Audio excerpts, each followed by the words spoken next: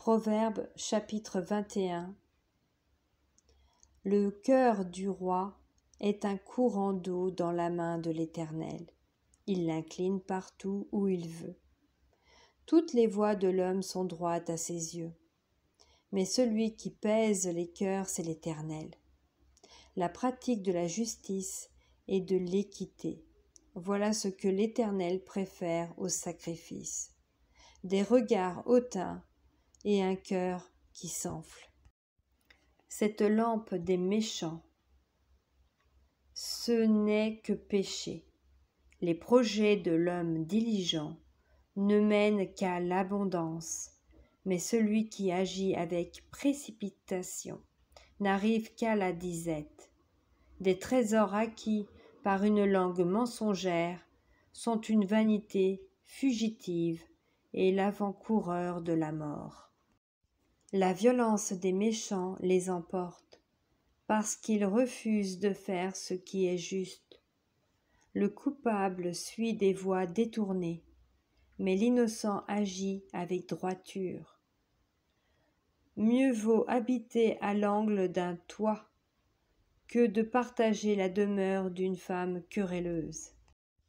L'âme du méchant désire le mal. Son ami ne trouve pas grâce à ses yeux. Quand on châtie le moqueur, le sot devient sage. Et quand on instruit le sage, il accueille la science. Le juste considère la maison du méchant. L'Éternel précipite les méchants dans le malheur. Celui qui ferme son oreille au cri du pauvre criera lui-même et n'aura point de réponse. Un don fait en secret apaise la colère, et un présent fait en cachette calme une fureur violente. C'est une joie pour le juste de pratiquer la justice, mais la ruine est pour ceux qui font le mal. L'homme qui s'écarte du chemin de la sagesse reposera dans l'assemblée des morts. Celui qui aime la joie reste dans l'indigence. Celui qui aime le vin et l'huile ne s'enrichit pas. Le méchant sert de rançon pour le juste, et le perfide pour les hommes droits.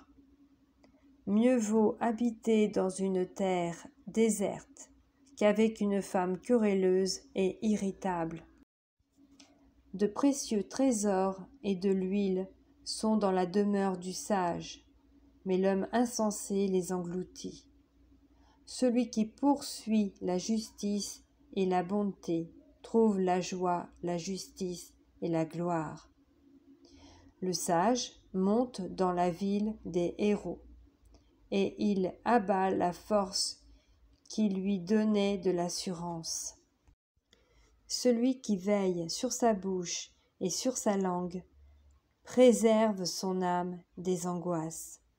L'orgueilleux, le hautain, s'appelle un moqueur. Il agit avec la fureur de l'arrogance.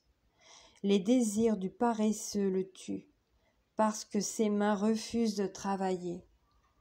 Tout le jour, il éprouve des désirs, mais le juste donne sans parcimonie.